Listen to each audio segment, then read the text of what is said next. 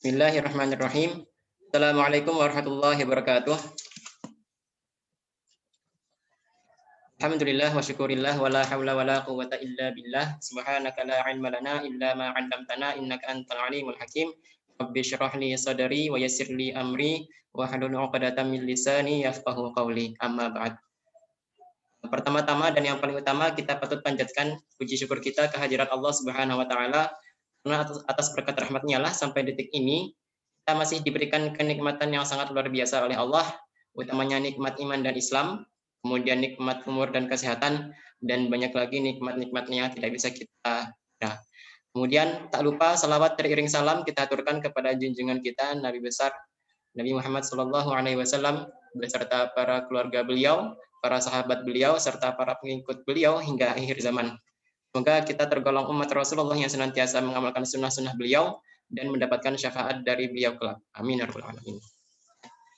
Di sini saya selaku moderator mengucapkan banyak terima kasih wabil khusus kepada Ustadz Ahmad Rafi'i Dimyati yang telah menyempatkan diri untuk hadir membedah buku karangan beliau yang beliau terjemahkan dari Induk Imam Al-Ghazali, Al-Mawqidh Minad Dhalal, dan juga tak lupa saya ucapkan terima kasih kepada para asatiz yang berkenan hadir pada sore hari ini, kemudian kepada mas-mas dan mbak-mbak, rekan-rekan. Ya. Insya Allah sore ini kita akan melaksanakan bedah buku yang buku tersebut disusun oleh Ustadz Ahmad Rafi'i Dimyati yang telah hadir bersama kita, yang beliau terjemahkan dari kitab Al-Munqidh Minad Dhalal karangan Imam Al-Ghazali. Ya, mungkin sedikit pengantar ya, kalau misalkan kita melihat bagaimana rekam jejak Imam Al-Ghazali ya, itu di masa beliau ya, terutama di sekitar abad 4 sampai 5 Hijriah, beliau berada pada masa di mana memang terjadi perpecahan di kalangan umat Islam. Ya. Kurang lebih ya mungkin kayak hari ini ya. Nah, disinilah letak relevansinya. Ya. Relevansi antara kitab autobiografi Imam Al-Ghazali dengan kondisi kita sekarang. Ya. Bagaimana di masa beliau ternyata juga mengalami perpecahan, entah perpecahan antar mazhab, ya, dikarenakan sikap fanatismenya. Kemudian ada banyak ragam golongan juga. Kalau misalkan kita melihat kitab Al-Munqidh Minad Dhalal itu ada Imam Al-Ghazali rahimahullah menjelaskan ada beberapa jalan kebenaran yang ditempuh. Ya. Di antaranya ada jalan para mutakallimun, ya, kemudian jalan para kaum aliran batiniyah, ya. Kemudian jalan para falasifah, ya, sampai jalan para sufi. Nah, bagaimana rekam jejak petualangan intelektual Imam Al-Ghazali sampai kemudian akhirnya beliau menemukan jalan yang pas dengan beliau, yaitu jalan para sufi. Ya. Tidak perlu berlama-lama lagi, saya persilakan kepada Ustadz Ahmad Rafi'i Dimyati untuk memaparkan lebih lanjut. Fadhal, Ustadz.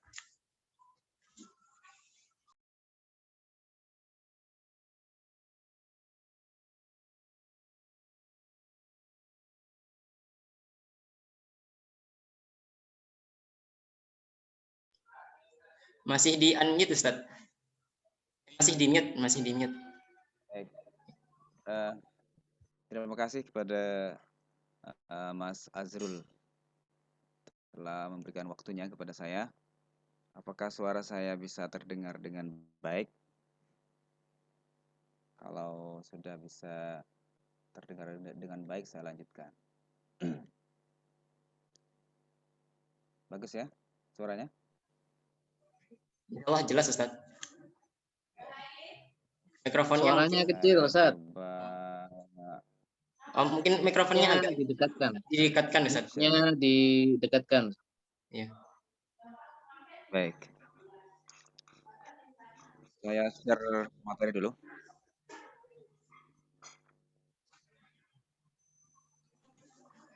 Atau volume laptopnya dikeraskan, Mas. Baik. Terdengar? Jelas, Ustaz. Iya, terdengar. Sip. Baik. Bismillahirrahmanirrahim. Assalamualaikum warahmatullahi wabarakatuh. Waalaikumsalam. Alhamdulillah wassalatu wassalamu ala Rasulillah wa ala alihi wa ashabihi wa mawalah wa ba'du. Yang saya hormati para senior di Inpas, Kecil, Direktur makin kecil Inpas, suaranya. seluruh rekan-rekan. Bentar. Mana yang nanya ini? Mikrofon Ustadz mungkin agak didekatkan di mulutnya, Ustadz. Ya. Baik. Nah, Yang saya hormati seluruh senior di Inpas, seluruh rekan-rekan peserta bedah buku ini, dan pemirsa sekalian. Alhamdulillah bisa kita ketemu di bedah buku yang insya Allah ke-6 kali ini. Ke-6 kalinya dan yang ke-6 kalinya ini di Inpas. Alhamdulillah teman-teman sekalian, buku ini sebetulnya sebentar saya perbesar dulu ya.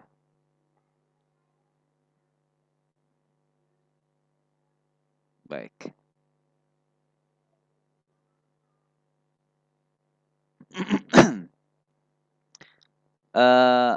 Saya kasih judul slide ini upgrading intelektualitas menjadi spiritualitas. Kalau di bukunya Profesor Alatas itu upbringing. Upbringing itu maksudnya menaikkan gitu atau mengupgrade, membawa ke atas, upbringing. Jadi setelah saya lihat memang cerita atau kisah pribadi atau yang disebut dengan autobiografi,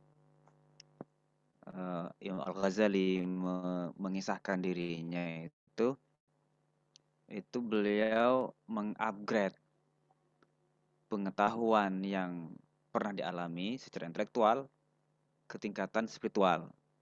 Ini sebetulnya kalau saya baca kitab-kitab pasca beliau kembali dari uzlah, itu tidak seperti anggapan orang bahwa Imam Al-Ghazali setelah menjadi sufi itu sebetulnya meninggalkan yang lama dan menjadi sufi. Dengan sufi artinya penampilan yang baru, pemikiran yang baru. Sebetulnya itu tidak ditinggalkan yang lama, justru semakin tajam cara berpikirnya. Dengan kesufiannya, Imam Al-Ghazali itu malah semakin tajam. Terbukti kitab-kitabnya setelah uzlah itu ada banyak kecil-kecil risalah-risalah, makanya kadang ada yang disebut Majmu' Rasail Al-Ghazali, kumpulan-kumpulan risalah Imam Al-Ghazali seperti Ayyuhal Walad, kemudian ya termasuk Al-Munqidh ini, kemudian Al-Kashf wa Tabyin fi ghururil khalqi ajma'in, atau Kimya Sa'adah dan semacamnya. Itu buku-buku kecil ini justru walaupun tipis-tipis itu kedalaman keintelektualannya itu terlihat. Tetap dipakai pengetahuan-pengetahuan filosofi, cara mengklasifikasi seperti Aristoteles itu tetap dipakai walaupun dia seorang sufi. Jadi tidak keintelektualannya itu ditinggalkan tidak, tapi memang semakin kompleks keilmuannya. Itu berpendapat sebetulnya ketika seseorang itu mengupgrade keislamannya, kan Islam di hadis Arba'in nomor 2 itu hadis Omar itu yang terkenal, ketika malaikat Jibril datang di kalangan para sahabat berjumpa Nabi, kan bertanya itu, apa itu Islam, apa itu iman, apa itu ihsan. Itu sebetulnya menceritakan level-level dalam keislaman seseorang. Jadi level tertingginya adalah ihsan, dan ihsan itu sebetulnya yang sufi itu. Dan level ihsan ini bukan berarti meninggalkan Islamnya, bukan berarti meninggalkan keimanannya. Kalau sudah ihsan lalu tidak sholat, nah itu yang yang salah. Lalu kemudian meninggalkan pengetahuan intelektualitas di bawah, tidak, cuma di-upgrade begitu. Prof. Alatas menjelaskan ini di dalam konsep Islamic Science. Itu science kalau yang tertinggi sebetulnya sainsnya para sufi, karena dia sudah kompleks pengetahuannya. Dia bisa melihat makna itu lebih sempurna daripada saintis murni. Baik. Oleh karena itu saya berkesimpulan Imam Al-Ghazali ini di kitab Al-Muqid sebetulnya menceritakan proses upgrading intelektualitas itu. Jadi yang asalnya pure intelektual, tapi sekarang intelektual plus spiritual sebetulnya. Artinya ketika di level spiritual, sufi, beliau intelektual. Cuma masalahnya intelektualitas di sufi ini sudah mempunyai dua sisi. Kalau di dalam konsep kejiwaan atau konsep jiwa dalam Islam yang dimaksud akal itu, al-aqlu itu makanya biasanya dibedakan akal atau intelektual itu dengan main, akal pikiran, atau sekedar rasio. Kalau rasio ya akal rasio itu dia akal sisinya ke bawah menghadap ke indera. Karena akal manusia itu satu sisi menghadap ke bawah, mengurusi indera lah begitu, mengkoordinir indera, wise, menjadi bijaksana. Tapi di level atas, akal itu menghadap ke atas, menghadap ke ruh, menghadap ke yang lebih tinggi, yang spiritual. Nah, itu menghadap ke fitrahnya lah begitu, di mana jiwa itu memang datangnya dari Allah, ruh itu. Dari sisi itu, kalau filsafat dia mengatakan intelektual seseorang yang sudah mencapai tingkat tertentu itu bisa bersambung dengan akal-akal yang di atas. Itu konsep filsafat lah. Jadi ada akal 1, 2, 3 sampai 10, dan akal 10 itu kalau dalam filsafat disebut malaikat Jibril. Jadi bisa nyambung malaikat Jibril kalau intelektual yang level atas itu dibersambung dengan itu yang dalam filsafat itu kemudian orang itu bisa jadi nabi kayak gitu. Cuma nggak ada filosof yang mengaku nabi. Jadi mungkin nggak sanggup lah begitu. Nah, baik.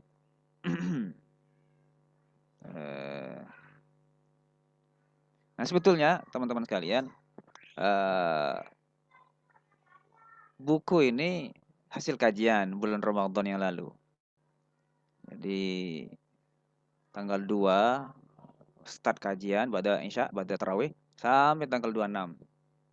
Nah, insya Allah bulan depan, bulan Ramadan yang akan datang, saya akan mengkaji kitab lain di kitabnya Imam Al-Ghazali juga, yang judulnya itu Al-Kashf wa Tabyin fi Ghururil Khalqi Ajma'in, Asnaful Maghrurin. Jadi golongan-golongan orang yang tertipu. Nah, ini kalau boleh saya bocorin judulnya nanti, kalau ini bukunya agar tak salah jalan, kalau yang itu bisa dikasih judul agar tak tertipu begitu. Jadi menarik sekali. Tetap ini risalah kecil ini yang Al-Kashf wa Tabyin ini tajam sekali analisanya Imam Al-Ghazali. Jadi ada istilah-istilah filsafat di situ, ada istilah mantik dan semacamnya itu tetap dipakai. Walaupun sebetulnya kesufiannya itu lebih kental begitu. Nah, ini cover kalau ini yang Darul Minhaj, versi Darul Minhaj, karena ada beberapa versi memang hasil tahqiq dari beberapa tokoh, dari beberapa muhakkik. Nah, ini terjemahan Al-Munqiz ya. Kalau kita survei dari berbagai bahasa, di Turki itu ada beberapa terjemahan Al-Munqiz dari Kementerian Keagamaan yang mengeluarkan, dari macam-macam ya, mengeluarkan bahasa Inggris juga dan bahasa-bahasa yang lain, karena memang autobiografi Imam Al-Ghazali ini sangat menarik karena dengan mengaji atau membaca ini itu kita bisa membayangkan kehidupan Al-Ghazali, dan kita bisa menjadikan buku ini sebagai jembatan kepada kitab yang lain ketika menghadapi dia tuliskan kitab apa Iljam itu Kedali Iljam ini tidak cocok untuk orang, biar orang tidak berdebat nggak habis-habisnya di masyarakat. Bentar, saya tutup pintu dulu, rame.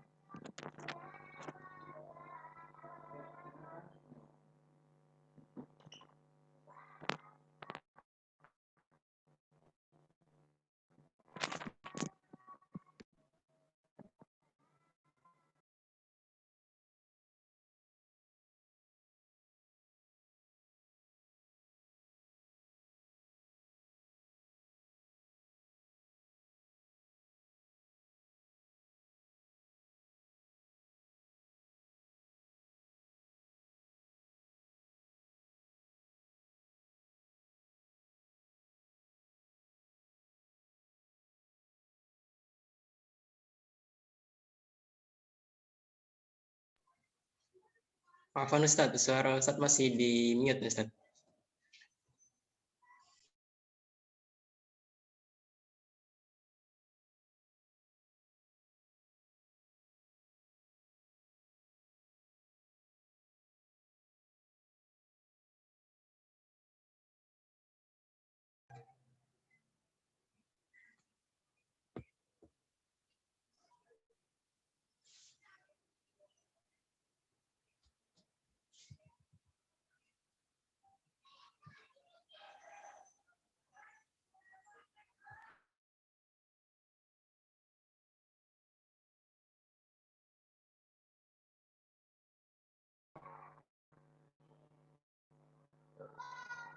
Jadi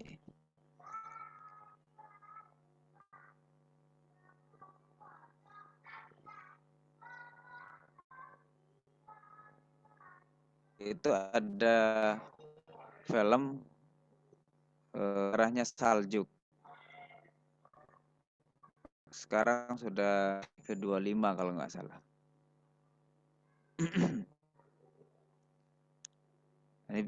Ini sinetron sebetulnya. Itu ada tokoh-tokoh seperti Imam Al-Ghazali, tokoh dari apa namanya? Syiah Ismailiyah.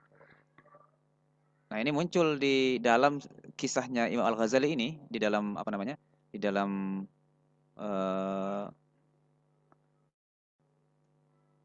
apa namanya? Di dalam ceritanya, di dalam kisah beliau, cerita beliau terhadap perjalanan hidupnya itu ada.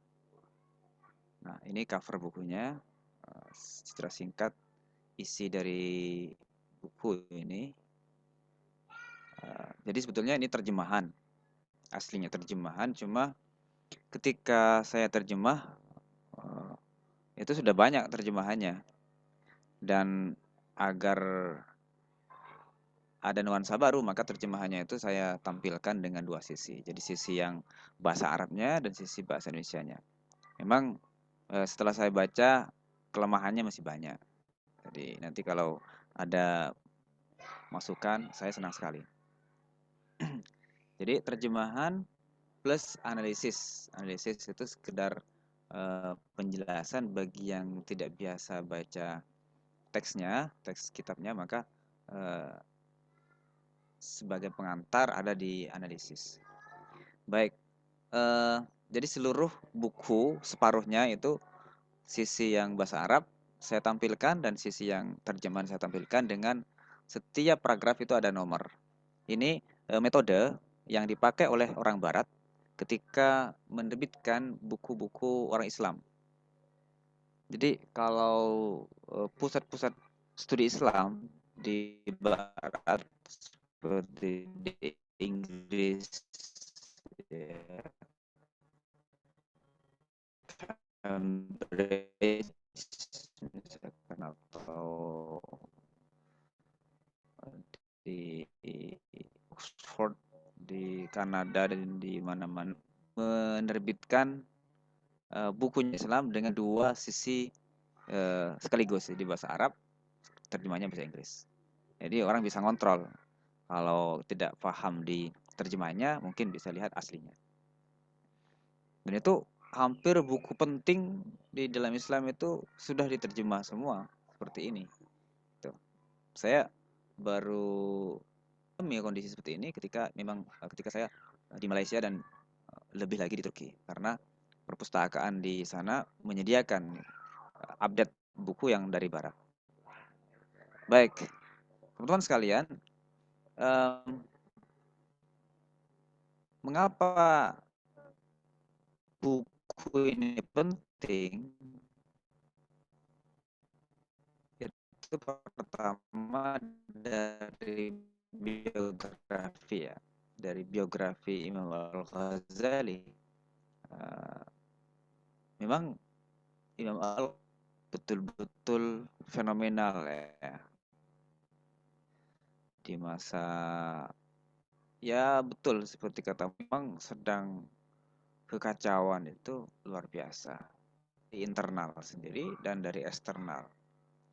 Dari berbagai alam menikmati suasana yang seperti itu, dan dalam bahasa yang beliau sampaikan itu beliau kan memang pemberani, ya. Jadi secara pemikiran beliau itu tidak takut dengan kelompok yang mana saja. Saya terjang, kata beliau, saya masuki hutan yang gelap, segelap apapun dia masuki. Saya selami lautan, kata beliau, kalau bahasa ininya di kitabnya itu. Saya berenang di ombak yang besar. Berenang saya itu tidak seperti berenangnya orang yang penakut, kata beliau. Artinya beliau hadapi itu enggak tanggung-tanggung lah begitu. Semua aliran yang dijumpai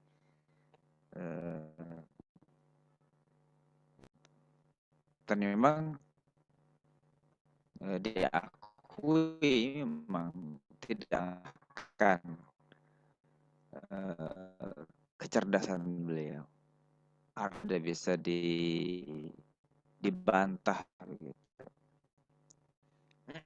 Mau melihat biografinya ada di beberapa, termasuk ini kitab Syria. Buku ini seperti yang saya sebutkan tadi adalah buku di antara buku-buku yang lain yang penting dan yang bisa menengah-nengahi. Jadi setelah buku Ihya Ulumuddin, ini adalah buku yang karena ini merangkum perjalanan hidupnya, dan bisa dikatakan dalam satu riwayat memang Al-Munqidh ini buku terakhir, walaupun ada yang mengatakan Minhajul Abidin yang terakhir. Cuma saya lebih memilih ini buku terakhir karena beliau menceritakan lah banyak kitab di situ, termasuk yang risalah pentingnya.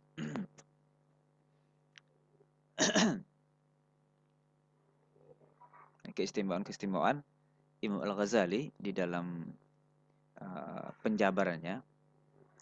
Ini kalau saya baca ya. Walam azal fi unfwani syababi wa ray'anu umri mundu rahqatil bulu qabla bulughil 20 ila al-an waqad ana fassin ala al-50 ataqaham lujjata hadzal bahr al-amiq yang saya sebutkan tadi. Jadi beliau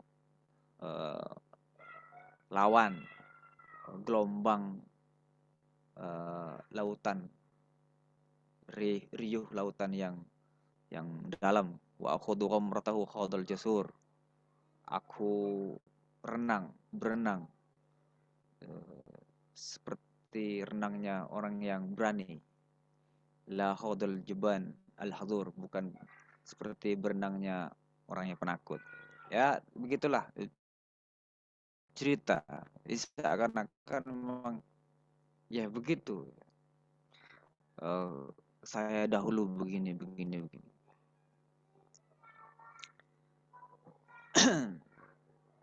Ini terjemahannya ada di buku.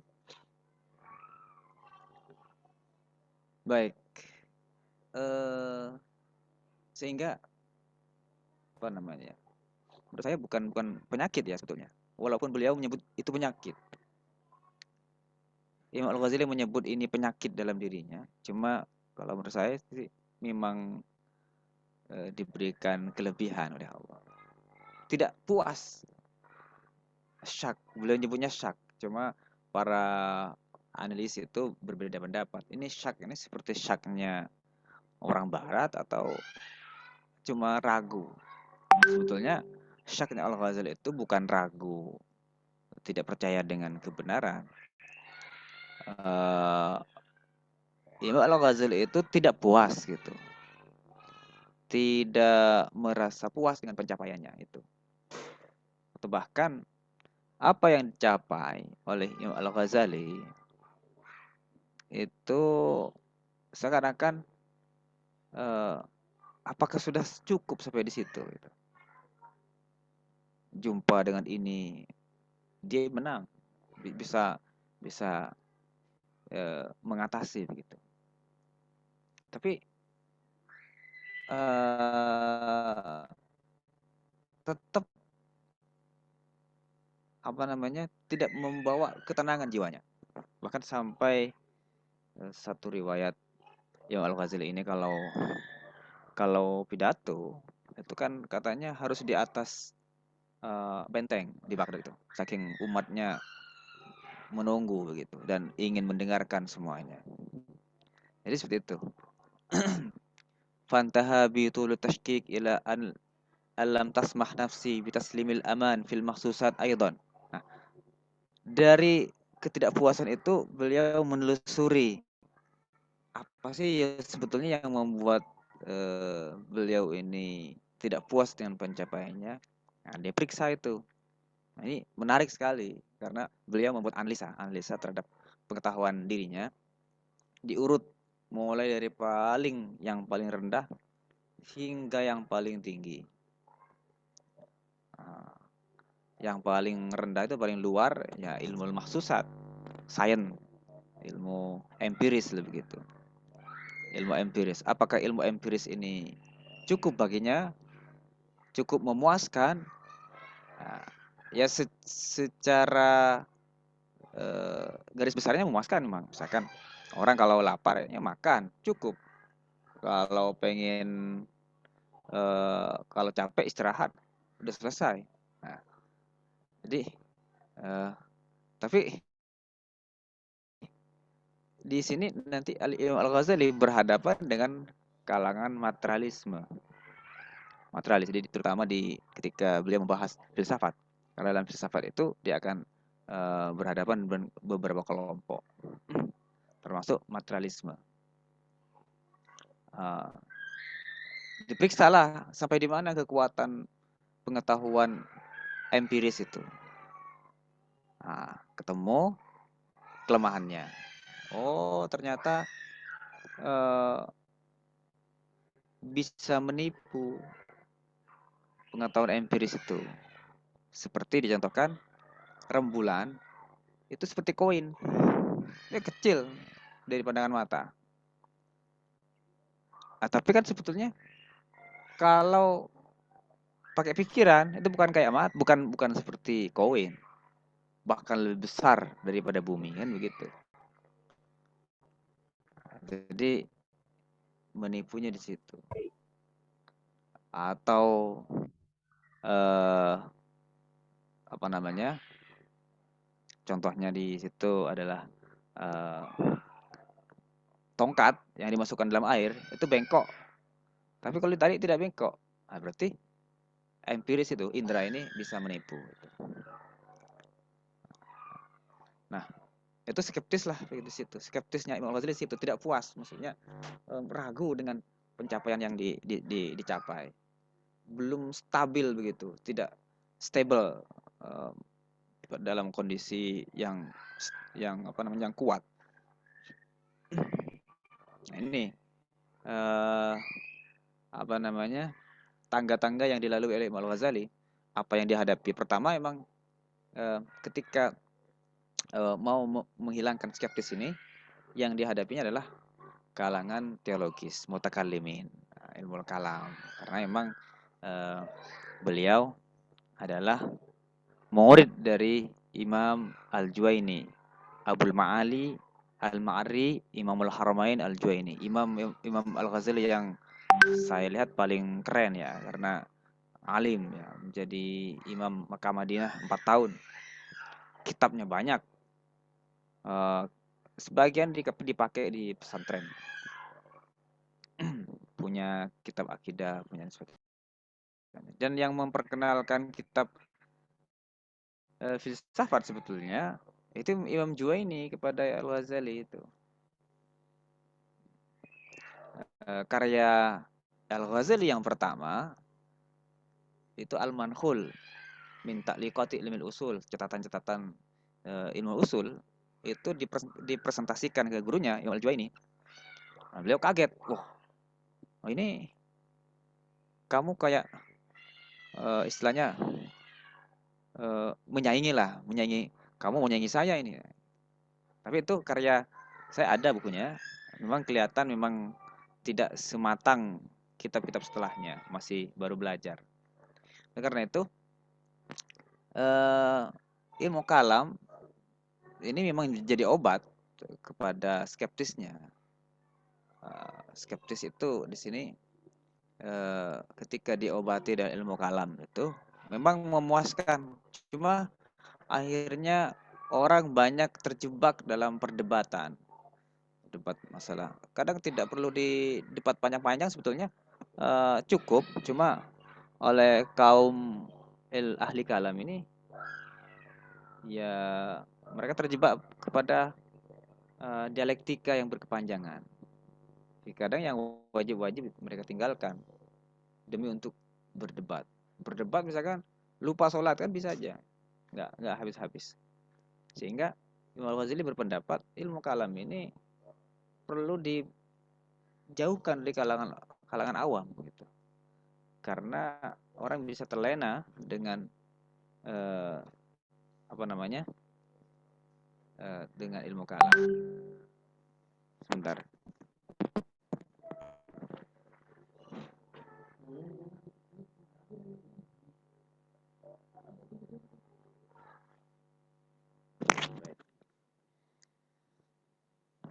Nah,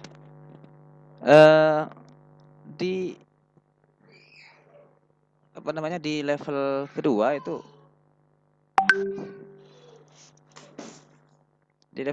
beliau berhadapan dengan para filosof.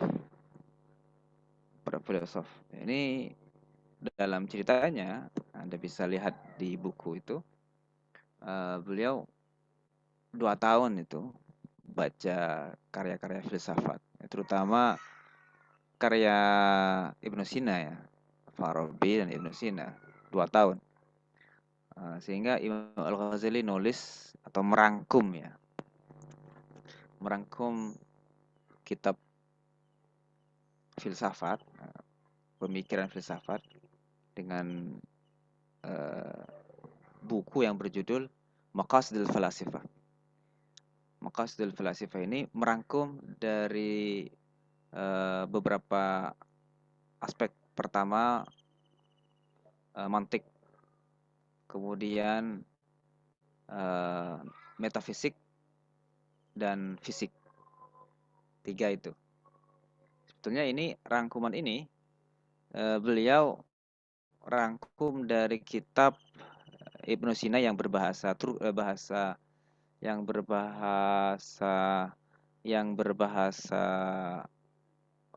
Farsi. Judul aslinya itu Danishname Alai. Nah, itu kitabnya Ibnu Sina yang berbahasa Persia. Lalu kan sebetulnya Al-Ghazali itu bukan orang Arab sebetulnya, memang orang Persia, bahasa aslinya bahasa Persia.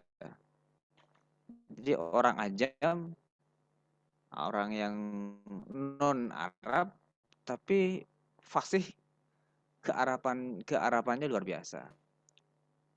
Dan beberapa kitab miliknya Al-Ghazali ini ada yang berbahasa Persia juga, seperti aslinya itu Kimya Sa'adah, itu aslinya bahasa Persia, cuma diterjemahkan ke dalam bahasa Arab. Nah, tapi di kitab Maqasidul Falasifah atau tujuan-tujuan filsafat, itu Imam Al-Ghazali menjelaskan memang bahwa nanti setelah kitab ini rampung, dia akan buat kritikannya terhadap filsafat, dan itu dibuktikan dengan lahirnya kitab Tahafutul Falasifah atau inkonsistensi atau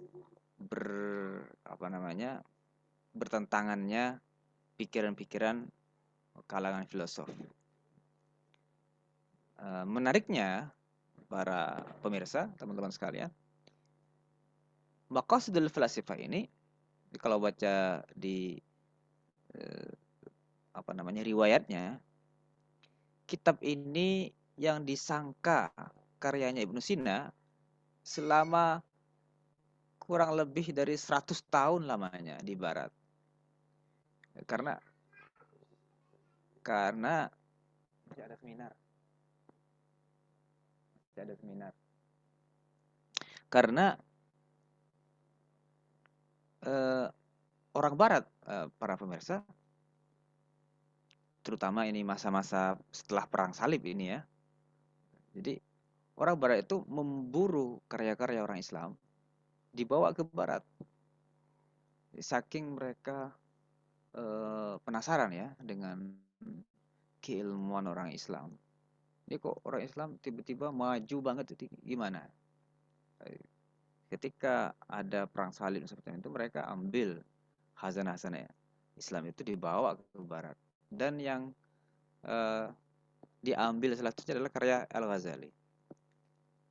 Cuma tidak mereka sadari bahwa yang dipegang itu adalah karya Al-Ghazali yang Maqasidul Falasifah. Cuma covernya tidak ada. Cover tidak ada, dan itu dibaca di gereja. Karena orang gereja di barat itu berani mengontrak orang Arab untuk mengajarkan bahasa Arab ke mereka dan mengajarkan bagaimana membaca kitab-kitab orang Islam, termasuk kitab Maqasidul Falasifah karya Imam Al-Ghazali.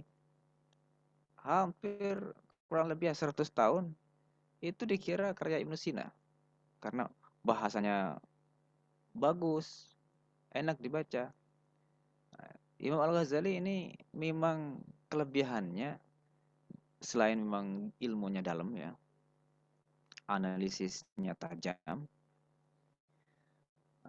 beliau itu kalau menyampaikan lugas, gampang difahami oleh orang, sehingga memang dikritik oleh kalangan ulama setelahnya, terutama Ibn Rus misalkan, karena terlalu memudah-mudahkan penjelasan walaupun yang dibahas itu filsafat. Jadi kalangan awam akhirnya bisa menggandrungi filsafat gara-gara membaca kitabnya Imam Al-Ghazali. Nah, salah satu kritikannya. Jadi dikira kitab Maqasidul Falasifah itu ketika nyampe di barat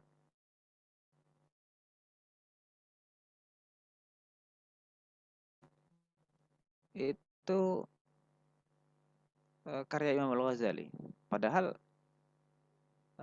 dikira karyanya Ibnu, kita tahu Ibnu Sina itu memang fokus pembahasan kitab-kitabnya ke filsafat ya, terutama peripatetik ya.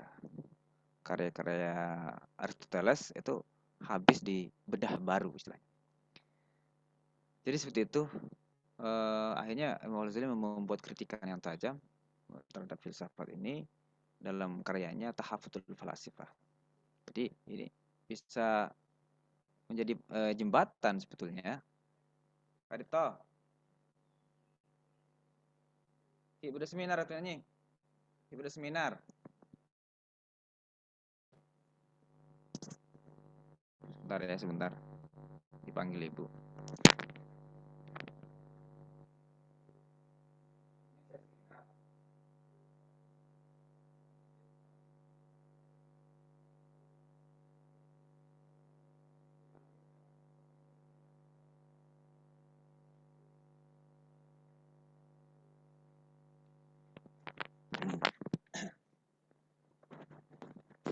Baik, maaf karena dipanggil oleh ibu sebentar. Jadi apa namanya? Tahafutul Falasifah, kritikan Imam Al-Ghazali terhadap filsafat itu sebetulnya bukan mengkritik filsafat secara keseluruhan. Itu hanya sedikit aspek saja, tidak semuanya. Dan itu pun fokusnya di metafisik. Jadi salah sebetulnya kalau orang gara-gara Imam Al-Ghazali filsafat itu mati. Dan gara-gara filsafat mati, keintelektualan dalam Islam itu mati. Dan gara-gara intelektualitas di dunia Islam mati, maka kemajuan surut. Nah, itu sebetulnya salah besar. Dan itu yang terjadi sebetulnya di wacana-wacana di kita. Di masa sekarang itu sudah banyak yang menyadari bahwa itu salah. Orang Barat sendiri mengkritik ulang, mengkoreksi pendahulu-pendahulu mereka. Masa sebesar itu pengaruhnya begitu sampai terhadap kemajuan mempengaruhi gara-gara gandrung terhadap tasawuf kesufian. Jadi seakan-akan wacana itu ketika Imam Al-Ghazali sufi, maka intelektualitas di bawahnya itu seperti ditinggalkan, tidak intelektual lagi, atau filsafatnya ditinggalkan sama sekali. Berarti orang ini nggak baca, orang yang berpendapat seperti ini nggak baca karyanya. Coba kalau baca karyanya, pasca kembalinya dari Uzlah itu 10 tahun Imam Al-Ghazali di Syria, berdiam di menara Masjid Umawi.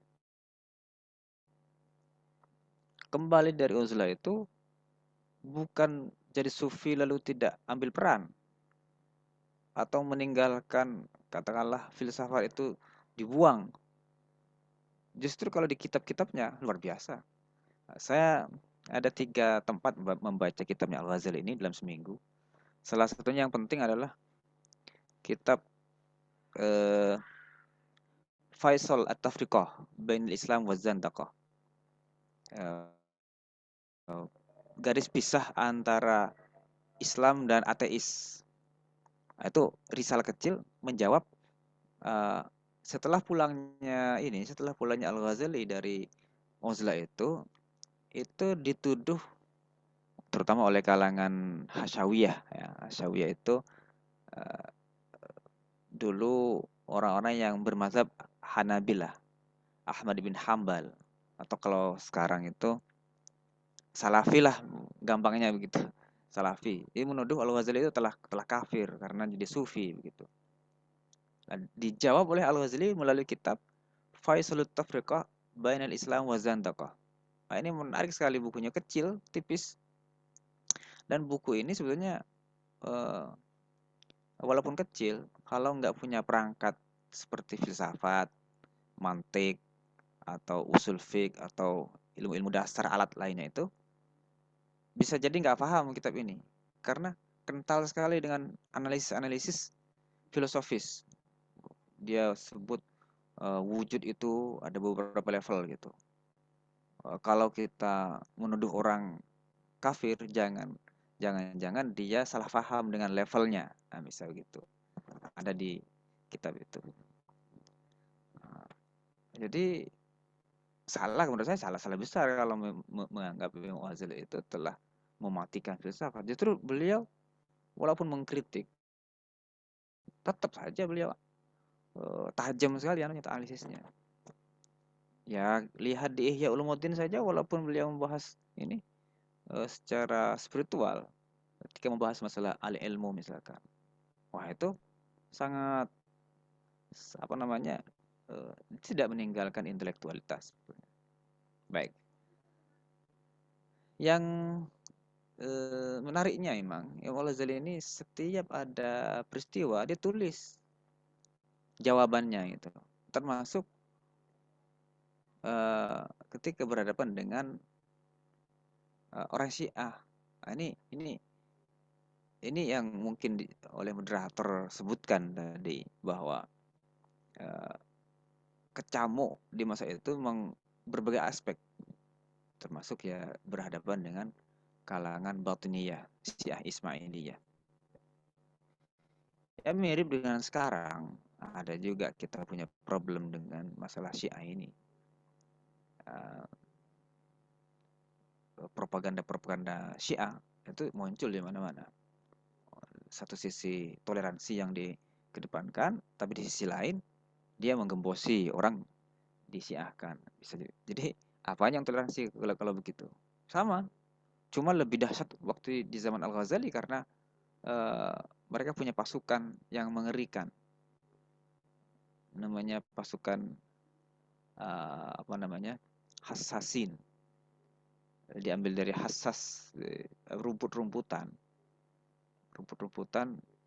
yang ya kayak ganja lah, atau sesuatu yang bisa membuat orang mabuk, dan di masa mabuk itu diiming-imingi masuk surga dengan cara kalau dia bisa berhasil membunuh orang-orang yang dianggap musuh dari Batiniyah, orang-orang Syiah Batiniyah ini. Dan mengerikan itunya, doktrinnya, karena mereka yang punya interpretasi sendiri. Dan beliau sebutkan itu dalam beberapa kitabnya. Dari sini kitab Al-Ghazali yang berkaitan dengan kalangan Syiah ini banyak, lebih dari 4. Yang paling terkenal Fadhaih Al-Batiniyah, atau sekongkol kalangan Batiniyah ini. Kemudian perdebatannya, Al-Ghazali kan memang tidak mundur kalau diajak debat. Dia selami memang Batiniyah ini, orang-orang Syiah yang esoteris ini seperti apa. Dia korek semua informasi, argumen-argumennya seperti apa. Dia jawab. Nah, nama kitabnya Al-Qistas Al-Mustaqim.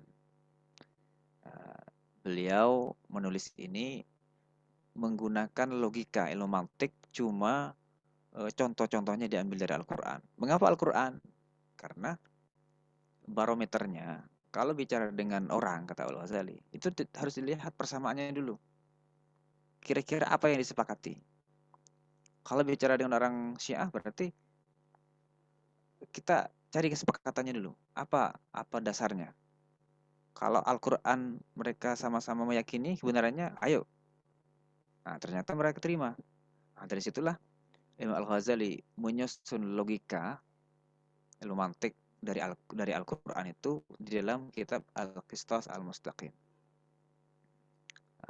ada beberapa mizan. Mizanut takhaluf, mizanut ta'anut, mizan, ada beberapa 5 mizan di situ. Bisa, makanya kalau menurut saya kitab Al-Munqidh minadh Dhalal itu bisa mengantarkan kita kepada karya-karya Al-Ghazali yang lain. Nah, ini ya sekedar pengetahuan inilah awal begitu. Bisa dibuat pelatihan sebetulnya. Jadi kalau bedah buku ini sekedar pengenalan. Ya, kalau bisa sebetulnya kalau dibuat ya workshop lah begitu atau training yang lebih dalam lagi. Apalagi kalau bisa dibaca bareng-bareng, luar biasa. Karena saya saja yang membacanya itu jadi semangat. Jadi semangat ingin nulis, jadi semangat ingin mengkaji dan semacamnya itu. Nah, jadi saya dengar di masa modern yang ada istilah assassin itu asalnya dari kalangan Syiah Batiniyah ini yang punya assassin. Mirip memang pelafalannya. Baik. Nah, itu ketika menghadapi Syiah. Jadi 3 beragam ini menyedot perhatian Imam Al-Ghazali luar biasa. Dan memang di masa akhir ini ketemu dengan Sufi. Imam Al-Ghazali coba-coba juga asalnya tasawuf ini. Ada beberapa kitab yang dibaca oleh Imam Al-Ghazali. Kitab-kitab imam-imam sebelumnya. Seperti Imam Al-Junaid, catatan-catatan muridnya Imam Al-Junaid. Mencari tahu Al-Ghazali itu, ini kayak apa sih tasawuf ini? Dicari. Dipahami semua itu. Cuma kata Al-Ghazali, ilmu tasawuf itu bukan di catatan, bukan di pemahaman. Saya, kata Al-Ghazali, tidak ada masalah dengan pemahaman itu. Nggak ada buku atau kitab yang sulit bagi saya. Secara ilmu saya dapat. Jadi secara ilmu dapat paham gitu. Cuma tasawuf itu bukan ilmu teoritis. Teoritis iya, orang bolehlah menguasai ilmu tasawuf secara teoritis. Tapi kan amaliyah tasawuf itu. Bagaimana menundukkan jiwa. Itu tasawuf. Bagaimana menempatkan ruh itu sebagai raja di dalam diri kita. Makanya Imam Al-Ghazali menulis beberapa kitab. Ya, induknya di Ihya Ulumuddin. Cuma kalau mau mengurut ya, itu bisa disusun begini. Kalau sekedar pengenalan terhadap tasawufnya Al-Ghazali, itu mulai dari kitab Ayyuhal Walad, paling rendah. Ayyuhal Walad. Naik lagi ke Bidayatul Hidayah.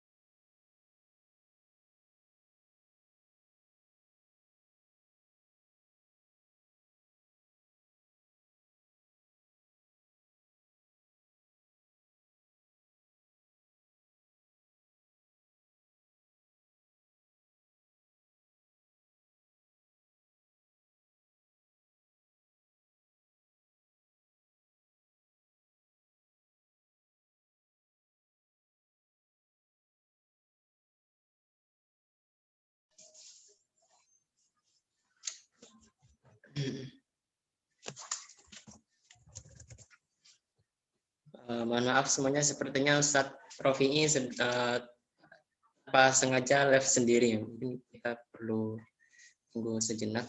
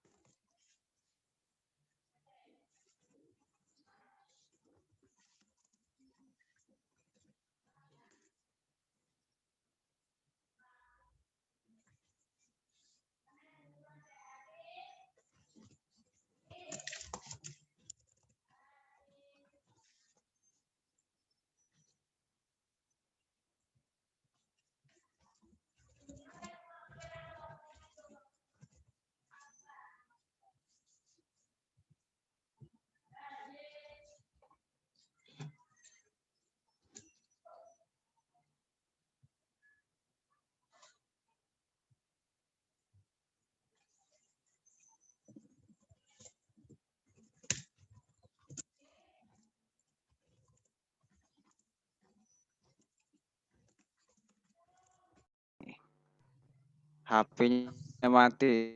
Oh, iya Ustaz. Eh, baik, masih ada waktu berapa lagi? Mungkin sekitar 15 menit lagi Ustaz.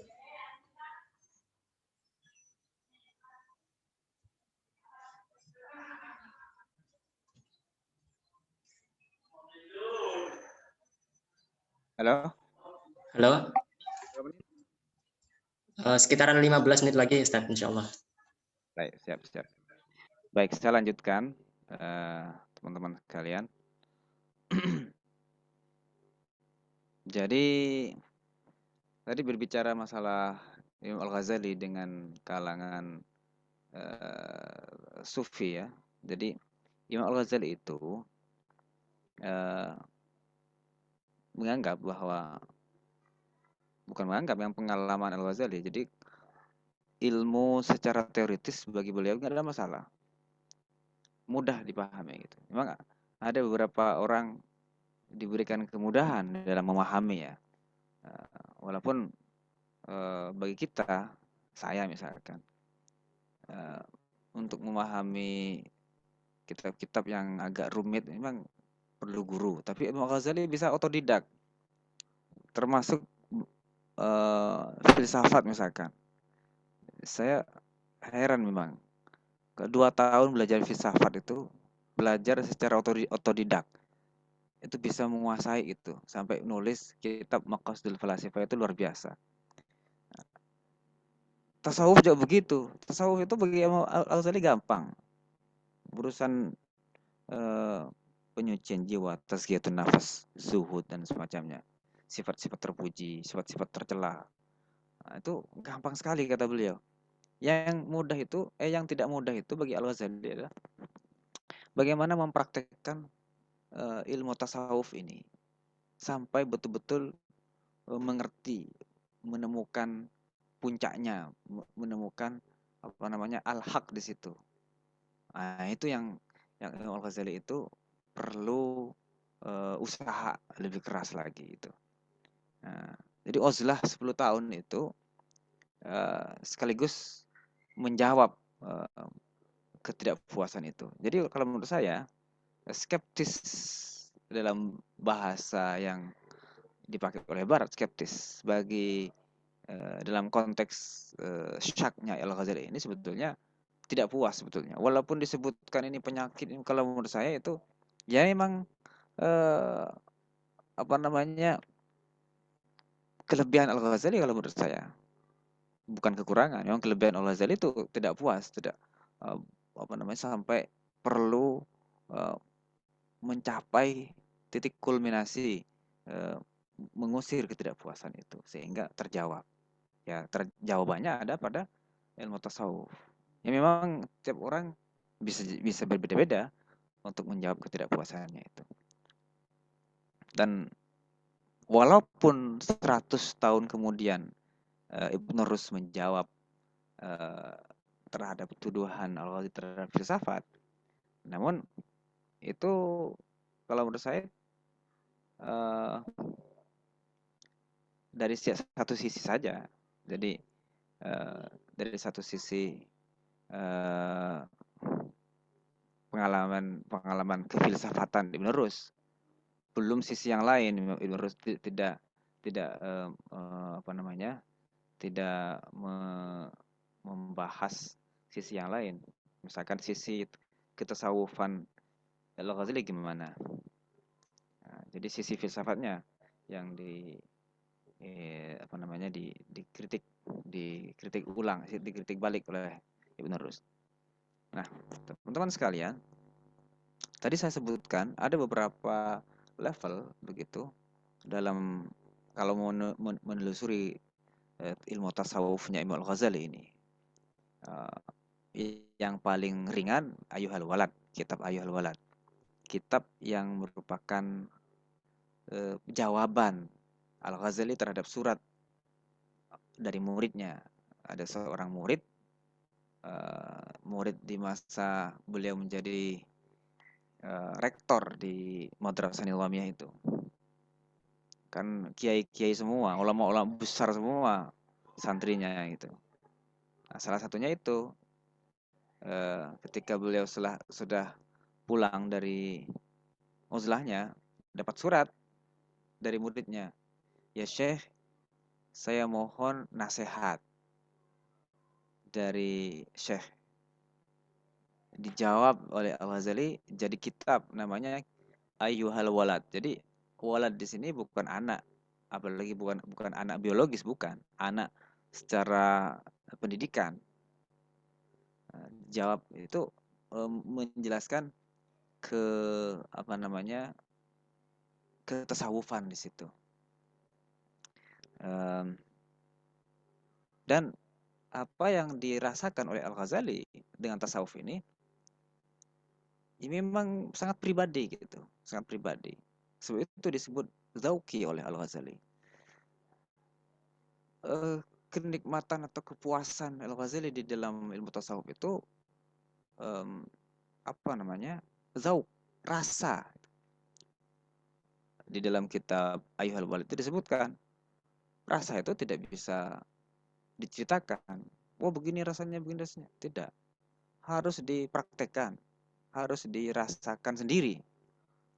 Ini ada contohnya di kitab Ayyuhal Walid itu, yang contohnya memang janggal tapi masuk akal. Kata beliau, kepuasan spiritualitas itu yang dirasakan oleh Al-Ghazali itu seperti mujamaah dengan keluarganya. Mujamaah itu maksudnya jima dengan istri lah begitu. Bahasa gampangnya begitu. Jadi, contohnya begitu. Jadi kalau ada orang apa ya, tidak suka sama perempuan lah, atau apa namanya ya, ya pokoknya dia tidak ada rasa terhadap perempuan. Lalu tanya, gimana rasanya bergaul dengan istri misalkan, berkumpul dengan istrinya? Kata Al-Ghazali, loh kamu gak suka sama perempuan, ngapain nanya-nanya itu? Justru pertanyaanmu itu lebih bodoh daripada saya menjawab, katanya. Jadi itu untuk menjelaskan orang yang merasakan kepuasan terhadap tasawuf itu sebetulnya sangat zauki, sangat pribadi sekali.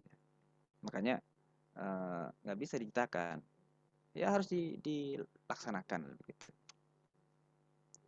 Jadi Ayyuhal Walad di atasnya itu ada kitab Minhajul apa namanya? Ya Minhajul Abidin, kemudian ada Mursyidul Amin, baru kitab Ihya Ulumuddin. Jadi kitab Ihya Ulumuddin itu sebetulnya puncak dari karya Al-Ghazali. Jadi kalau mau menelusuri ilmu tasawufnya Al-Ghazali di situ. Nah, sebagai closing ini ya dari saya. Jadi kembali ke catatan awal tadi bahwa Imam Al-Ghazali ini sebetulnya mengupgrade ilmu yang dia kuasai sejak pertama, yang skeptis itu. Skeptisnya Al-Ghazali itu lama, sekitar 20 tahun lebih. Kalau kita baca dari kitab Al-Munqidh Ibn Hanbal ini, dia 20 tahun lebih dia tidak puas dengan pencapaiannya. Akhirnya diam dengan tenang bersama tasawuf. Sampai beliau apa namanya? Menyiapkan sendiri itu, udah siap meninggal lah begitu. Menyiapkan sendiri kafannya. Jadi sudah seperti betul-betul kasyaf gitu, kapan mau meninggal. Bahkan tidur sendiri tempat pembaringan itu di atas kafannya sendiri. Itu sih betul-betul dibuka oleh Allah. Nah di situ berakhirlah kisah Al-Ghazali. Cuma kalau masalah dia tidur di menyiapkan ini nggak sempat diceritakan karena kan nggak sampai ke sana. Jadi kisah Imam Al-Ghazali ini berhenti di kisah tasawuf di dalam Al-Munqidh Minad Dhalal. Bagi saya sangat relevan kitab ini untuk dibaca bagi para pelajar. Karena yang dihadapi ada di situ semua. Orang yang terutama ada di pendidikan umum, dia akan terseret ke paradigma sains. Nah, paradigma sains yang materialis bisa. Jadi Al-Ghazali argumen-argumennya bisa dipelajari. Jadi argumen Al-Ghazali di sini dia tidak pakai argumen kosong, tapi pakai analisa filsafat juga. Jadi saya kira bagi kalangan pelajar yang sangat penting, mahasiswa, terutama yang cinta akan khazanah keislaman. Saya kira perlu dibaca, dan tidak harus dari kitab ini, tapi dari karya-karya yang lain juga perlu dikaji. Saya kira itu, Mas Azrul ya. Baik, Assalamualaikum warahmatullahi wabarakatuh. Waalaikumsalam warahmatullahi wabarakatuh. Jazakallah khairan kepada Ustadz Rafi'i atas pemaparannya tadi yang sangat mendalam ya, merepresentasikan kitab yang beliau terjemahkan. Baik, barangkali dari teman-teman peserta, rekan-rekan, bila ada yang ingin bertanya atau ada yang ingin menyampaikan, bisa melalui dua metode. Metode pertama bisa disampaikan secara langsung dengan cara mengaktifkan fitur raise hand terlebih dahulu. Ya, kemudian yang kedua, kalau misalkan kurang memungkinkan, bisa disampaikan pertanyaannya lewat chat dengan format ya. Formatnya sama antara yang menyampaikan secara langsung dengan chat. Formatnya nama, asal daerah, kemudian langsung pertanyaan. Monggo.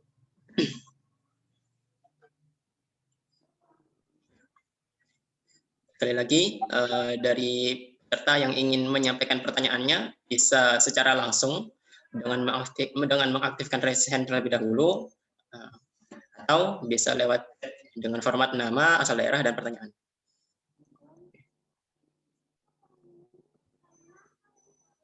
Oke. Baik, ini ada satu yang ingin bertanya, Ustadz, dari username Ranu M. Ya. Monggo, di unmute terlebih dahulu, kemudian disampaikan pertanyaannya.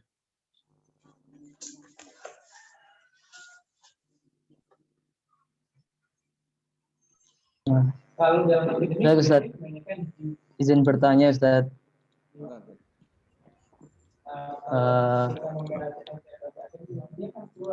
Tadi sempat antum singgung mengenai ilmu mantik. Kemudian bahwasanya ilmu ini sangat penting dalam membaca karya-karya Imam Al-Ghazali begitu. Kemudian Imam Al-Ghazali sendiri telah menulis disiplin ilmu ini dengan 3 bukunya yang saya tahu itu ada Mihak Nazor, Mi'yar Ilm, terus Al-Qistas Al-Mustaqim gitu. Kemudian Al-Mustasfa di Muqaddimahnya. Nah, dengan Qistas Al-Mustaqim tadi yang seperti antum bilang tadi, maksudnya di situ ada integrasi antara logika dengan ayat Al-Qur'an. Sehingga Imam Al-Ghazali menghasilkan 5 aturan bentuk silogisme, misalnya talazum, ta'anud, ta'adul, dan dalam ta'adul itu ada asgor, ausat, akbar. Nah, dengan bentuk 5 silogisme ini, apakah artinya dari semua aturan silogisme logika Aristotle yang sesuai dengan Al-Quran, ataukah hanya ini begitu, Ustaz? Kemudian apa bedanya logika yang diletakkan Aristotle dan Imam Al-Ghazali dalam buku-bukunya yang tadi itu, Ustaz, yang 3 tadi itu? Apa bedanya? Apakah ada perbedaan? Artinya sini atau adakah Islamisasi yang dilakukan Al-Ghazali terhadap logikanya Aristotle? Begitu, Ustaz. Syukron.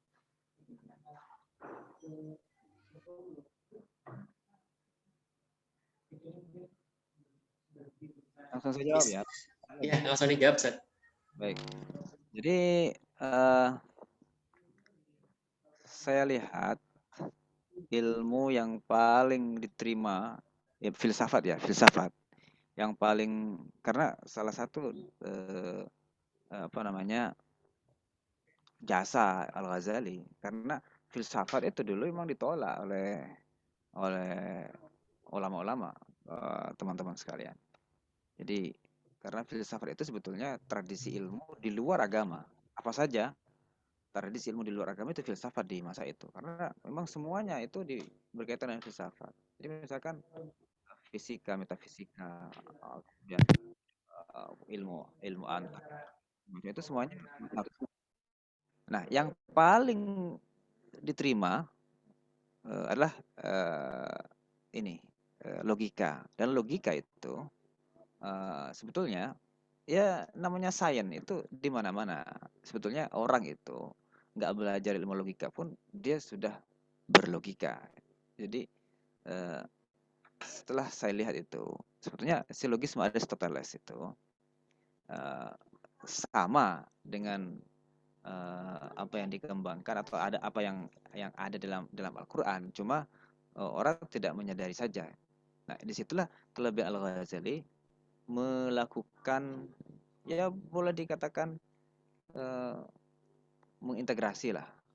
Jadi mengislamisasi itu dalam artian dia mengambil ilmu ini dan dielaborasi ulang dengan menggunakan logika-logika Al-Qur'an, alur pikiran Al-Qur'an. Di situ ada banyak contohnya.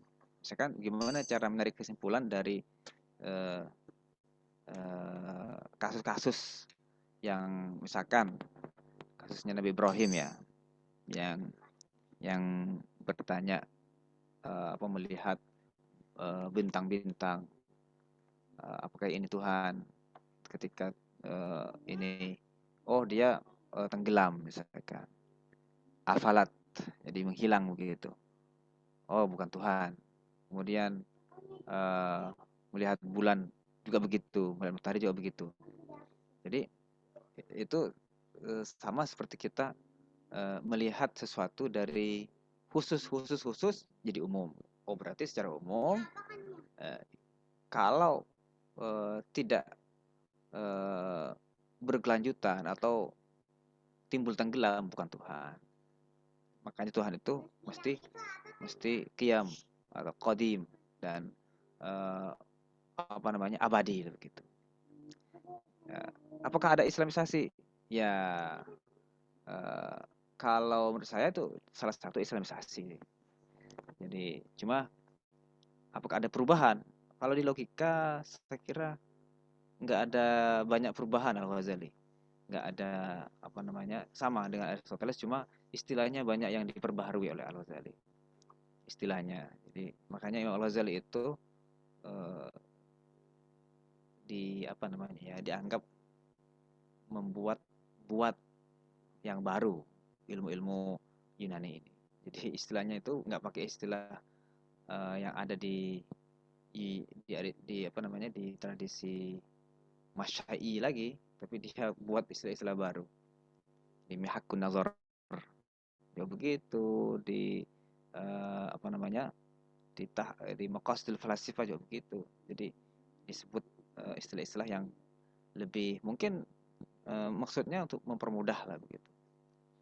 Sama sih seperti orang Barat ketika orang Barat juga ketika mengkonsep ulang logika ini kan pakai istilah baru semua, nggak pakai istilah Arab lagi. Nah, jadi apakah itu deislamisasi? Bisa jadi ya untuk mengelabui atau seakan-akan mereka mengkreat sendiri ilmu itu. Padahal sebetulnya sama aja isinya. Jadi adakah islamisasi di situ? Sebagian bisa kita sebut sebagai islamisasi karena didekatkan dengan kekentalan keagamaannya. Karena memang di tangan Al-Ghazali filsafat itu sangat kental teologisnya gitu. Ditimbang atau dibanding dengan Ibnu Sina. Ibnu Sina walaupun memasukkan keislaman, ide-ide tauhid di situ, tapi tidak sekental Imam Al-Ghazali. Nah, di situ terlihat Imam Al-Ghazali itu banyak membubuhi nilai-nilai teologis. Kira-kira begitu, Mas Rano ya. Mohon maaf kalau kurang memuaskan. Baik, saat ini ada pertanyaan lagi dari Mas Dani dari Jombang. Izin bertanya Ustadz terkait buku yang menjadi tahapan mempelajari tasawuf Imam Al-Ghazali, mungkin terkait dengan yang jenengan sebutkan tadi beberapa kitab Ustadz. Diulang ya? Ya. Baik. Ayyuhal walad, ya, yang paling tipis itu, tipis sekali. Ayyuhal walad. Kemudian di atasnya itu yang dibaca di pesantren itu apa namanya, lupa saya, Bidayatul Hidayah. Jadi ayyuhal walad terus Bidayatul Hidayah. Itu biasa di pesantren dibaca. Dua ini biasa dibaca. Jadi ayyuhal walad itu biasa di pesantren dibaca. Kemudian Bidayatul Hidayah. Di atasnya lagi Minhajul Abidin. Nah, ini juga dibaca. Baru itu di atasnya udah mulai jarang dibaca. Al-Mursyidul Amin. Ringkasan itu, ringkasan Mukhtasar Ihya Ulumuddin. Al-Mursyidul Amin.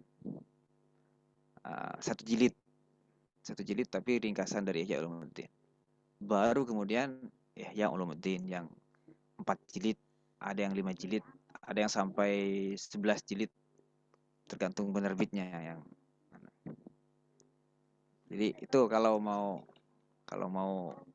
menelusuri lah begitu. Ada lagi?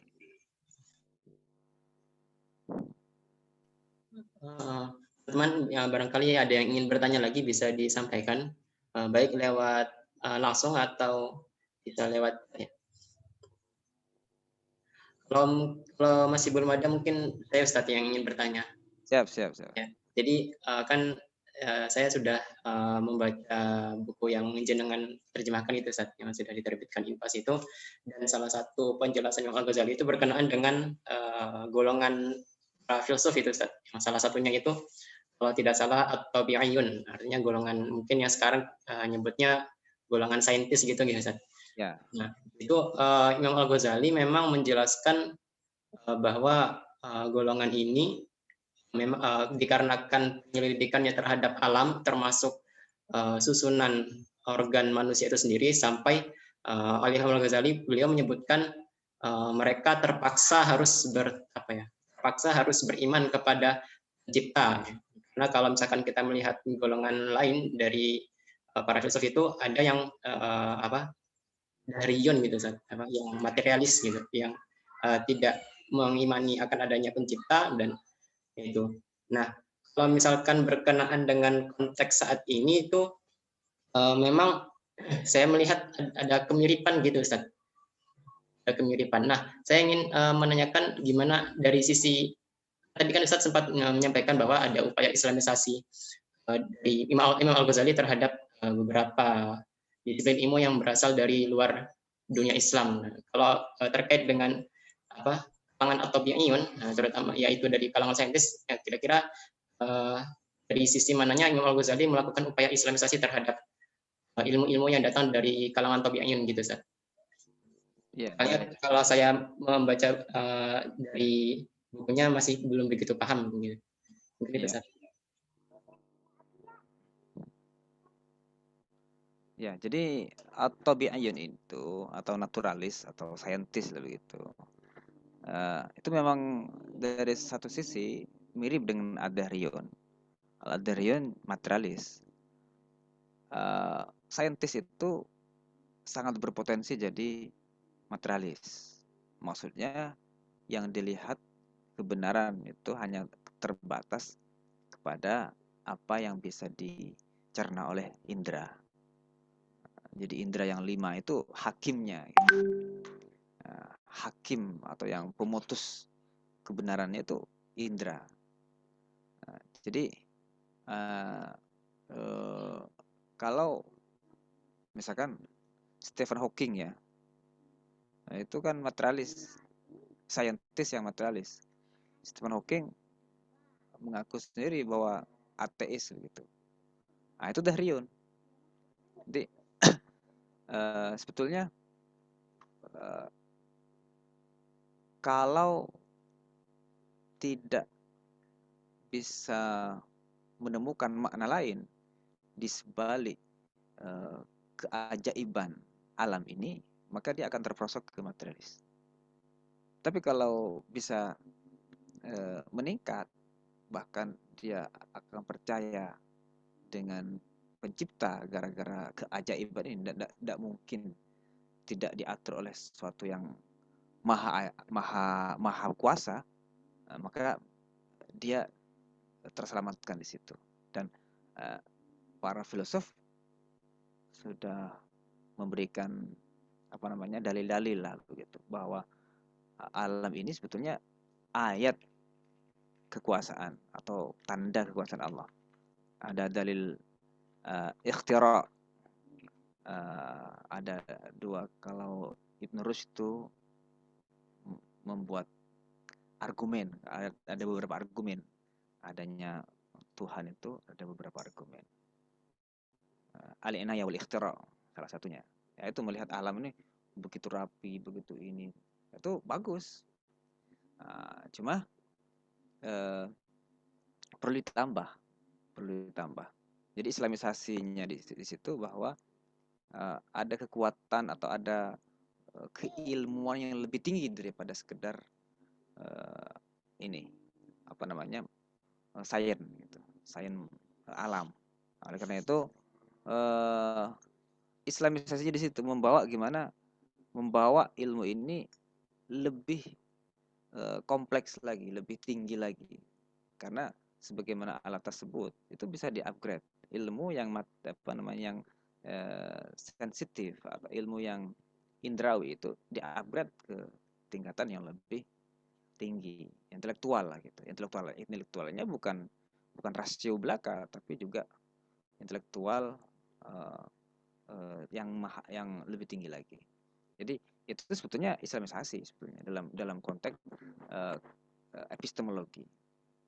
Sebagaimana kita belajar di epistemologi Islam itu sebenarnya mau membawa judgement kebenaran itu tidak cukup hanya dengan mengandalkan indera yang 5 atau mengandalkan laboratorium belaka. Iya itu benar, cuma kan tidak 100% benar. Ilmu sains itu kan udah mengakui bahwa ada standar error di situ. Saya di ilmu logika itu udah beberapa kali ngajar di anak kuliah itu. Semua teori-teori kebenaran itu kita uji. Ya memang sains itu rapuhnya adalah dia mempunyai standar error yang rentan dibantah kembali oleh orang setelahnya. Jadi penemuan-penemuan itu dibantah ulang dengan bahkan penemuan yang lama bisa nggak berlaku gitu.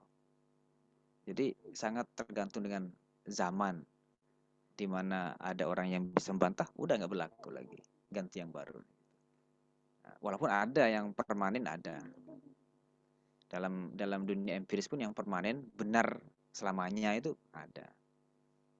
Jadi itu sebetulnya islamisasi menurut saya. Sebagaimana Prof. Alatas dalam konsep epistemologi sebetulnya kan mau mengangkat epistemologi itu yang sempit menjadi luas, dan nilai-nilai Islamnya juga masuk di situ. Saya kira itu juga punya makna islamisasi. Menurut saya begitu, Mas Asrul. Syukran Ustaz, sudah cukup jelas.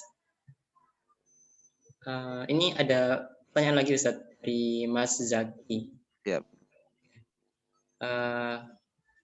Apakah filsafat dalam kritik Imam Al-Ghazali itu termasuk sains alam dalam penguasaan beliau terhadap filsafat tersebut? Apakah Imam Al-Ghazali sampai melakukan eksperimen atau pengamatan empiris? Terus dalam tasawufnya Imam Al-Ghazali juga mengisyaratkan ada hubungan antara tasawuf dengan sains. Dari hubungan tersebut, bagaimana Imam Al-Ghazali meletakkan hubungan dari teologi, filsafat, dan tasawuf? Apakah ada susunan hierarkis dari hubungan tersebut atau terpisah secara dikotomis mungkin ini maksudnya? Mungkin itu Ustaz.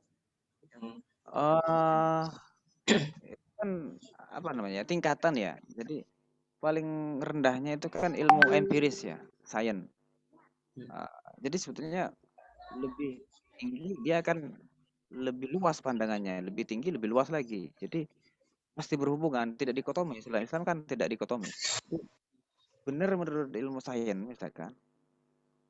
Itu ya kelasnya ya benar saintis, secara saintis. Akal tidak apa namanya, tidak menafikan. Islam pun kan juga menerima.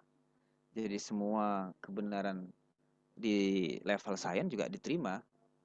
Cuma ada alat kontrolnya dalam Islam itu. Oh, ini misalkan ada halal, ada haram, semacamnya itu. Ada batas-batasnya. Oh, ini nanti bisa membawa manusia ke kerusakan, misalkan. Itu kan ada kontrolnya gitu. Misalkan eksplorasi alam yang berlebihan, dan semacamnya. Nah, di situ kalau dalam Islam bukan dikotomis, tapi check and balance lah begitu. Alam ini bisa seimbang kalau balance antara ini dan ini. Jadi Islam itu lebih kepada mengatur hierarki itu secara baik. Jadi sains itu ya kebenarannya ya di level sains gitu. Nanti penilaiannya di atasnya dari melalui intelektual, melalui agama dan sebagainya. Jadi tidak hubungannya tidak dikotomis, tapi lebih kepada hubungan hierarkis lah begitu. Hubungan atas bawah untuk mengatur sebetulnya. Tadbir di situ, tadbir. Kalau diri ini tadbirun nafasnya namanya. Jadi kalau kita melihat diri kita ini ada aspek fisik dan ada aspek non fisik, dan yang non fisik itu di atas yang fisik. Psikologi ini kalau dalam sains psikologi ya, ilmu psikologi. Jadi kalau kita ini menyadari bahwa ada aspek-aspek di dalam, maka berarti kita mengakui bahwa badan ini sangat ditentukan oleh kemampuan kita mengelola internal gitu. Itu beda dengan psikologi modern yang sekedar mengatur gejala dari jiwa, bukan jiwanya yang dipelajari. Nah, menurut saya itu hubungannya hierarkis ya, hierarkis. Lebih kepada hierarkis, tidak dikotomis.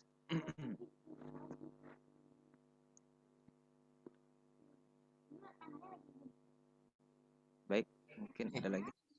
Ini Ustaz, yang belum terjawab itu berkenaan dengan metode Imam Al-Ghazali dalam menentukan kebenaran, pencarian kebenaran itu, yang penguasaan beliau terhadap filsafat, apakah beliau sampai melakukan eksperimen atau pengamatan empiris itu Ustaz? Belum terjawab. Oh iya, apakah beliau itu melakukan uji empiris? Nah, itu saya belum, kalau dengan artian dunia sains, seperti kalau di masa kita ini dengan laboratorium, dengan menggunakan mikroskop, atau kalau itu kurang tahu saya, karena saya belum punya kitab yang ke arah sana. Cuma sejauh yang saya pelajari di masa itu kan filsafat itu masih kebanyakan teoritis ya, empirisnya itu sedikit. Jadi dari situ saya melihat Al-Ghazali tidak terlalu banyak membahas yang empiris begitu. Jadi sains dengan eksperimen yang lebih rinci itu saya tidak, atau belum sampai ke saya ini informasinya itu.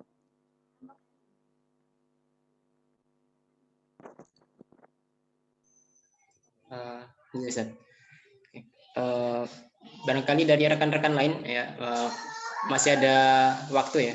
Insya Allah ada satu pertanyaan lagi lah sebelum kita akhiri bedah buku pada sore hari ini ya. Barangkali teman-teman, rekan-rekan yang ingin menyampaikan pertanyaannya secara langsung atau lewat fitur chat, monggo disampaikan pertanyaannya.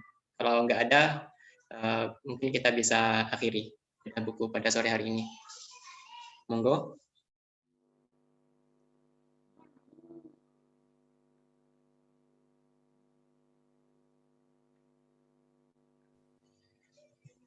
Sepertinya tidak ada lagi yang ingin bertanya, Ustaz. Sebelum diakhiri, barangkali Ustaz ada. Oh, ini ada satu lagi, Ustaz. Masih dari penanya yang sama, soal istilah alim. Kan di aliran Syiah Batiniyah yang Imam Al-Ghazali singgung itu ada istilah alim itu maksudnya mungkin bisa Gimana dijelaskan. alim? Apa?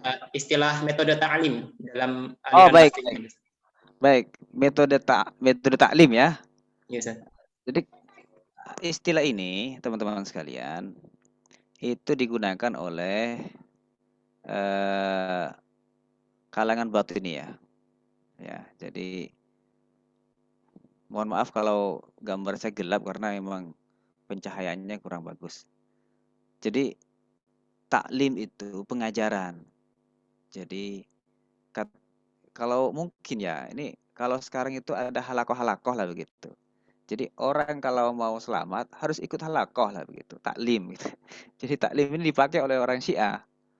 Nah, tapi taklim mereka ini ajarannya itu batiniyah. Apa itu batiniyah? Semua ajaran dalam Islam itu diartikan dengan pemaknaan batin mereka. Contoh, ya. Jadi kata mereka, sholat itu bukan sholat seperti itu yang penting. Yang penting itu sholat itu melaksanakan, pokoknya diartikan batinnya. Ada banyak di buku Fatwa Al-Batiniyah itu. Misalkan mandi besar dalam Islam itu kan ada mandi besar. Mandi besar itu mandi karena telah melakukan pelanggaran terhadap istilahnya zina. Zina dianggap berzina karena melakukan apa namanya ya? Yang melanggar dalam perjanjian lah begitu. Jadi agak berzina. Terus mandi jenabah namanya. Jadi semua terma-terma keislaman itu mereka interpretasi dengan makna batin, dengan kemauan mereka. Itu yang melanggar perjanjian nanti bisa dibunuh karena dianggap sudah melanggar perjanjian secara batin. Maknanya batin. Nah, itu disebut taklim oleh mereka. Taklim kajian lah begitu. Kelompok-kelompok halakoh begitu. Halakohnya halakoh mereka. Dan itu rahasia. Kalau mereka ceritakan rahasianya itu ke orang lain, itu sama dengan apa ya kalau junub. Jadi junub itu melakukan pembocoran rahasia kepada rahasia taklimnya itu. Jadi, taklim itu pengajaran sebetulnya kayak halakoh. Cuma kalau baca filsafat, taklim itu bukan itu. Taklim itu matematika kalau di misalkan Ibnu Sina misalkan. Jadi harus ngerti istilah lah. Jadi kalau di kitabnya misalkan Al-Farabi menyebut klasifikasi ilmu, taklim itu maksudnya matematika. Tapi kalau yang di sini taklim yang dimaksud itu ya pengajian maksudnya. Metode taklim sebutnya Al-Ghazali itu metode taklim, metode yang mereka gunakan. Gitu.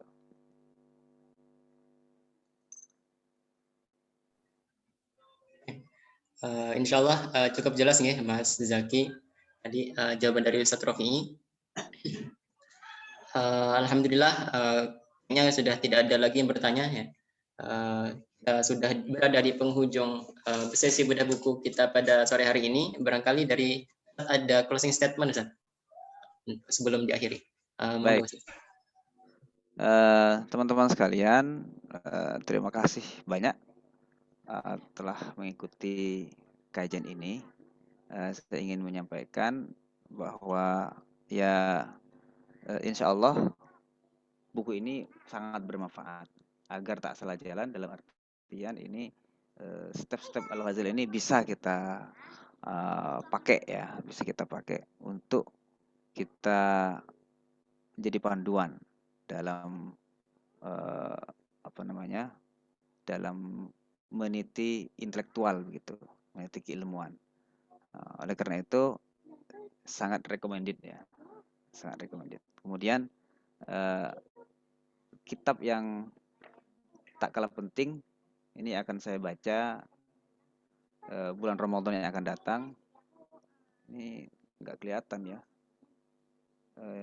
Kitab judulnya itu Al-Kashfu wa Tabyin fi Ghururil Khalqi Ajma'in.